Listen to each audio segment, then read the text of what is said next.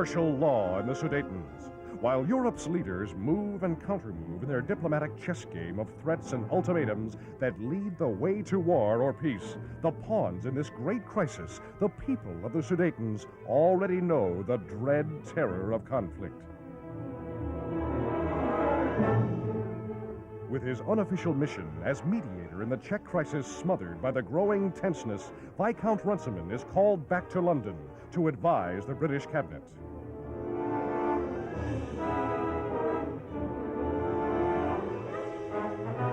High in the Bavarian Alps, Prime Minister Chamberlain of Great Britain arrives on his epical visit to Hitler's mountain chalet in a desperate effort to preserve the peace of Europe.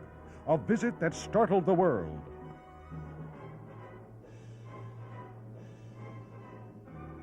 The Nazi leader greets his guest warmly, and thus began the series of conferences, first here and then at Godesberg, destined, no doubt, to decide the fate of millions.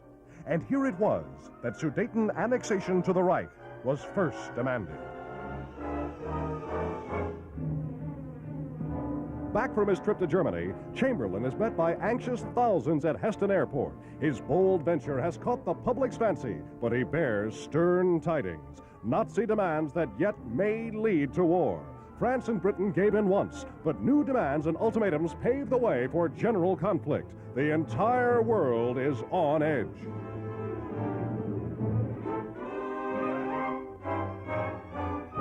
The American legation in Prague is digging in. An immense concrete bomb-proof dugout rapidly is being made in the legation garden, in which Americans still in the Czechoslovakian capital can take refuge in case of air attacks.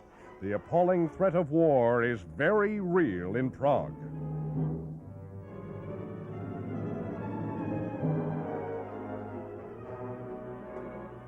The Polish liner Motorbike brings to New York Vota Bene, brother of the Czechoslovakian president. He helped to organize the Czech Republic, and now he voices his country's stand. If Germany will attack us, we are prepared. Our men are behind their guns, ready to fight to the last breath and to the last man.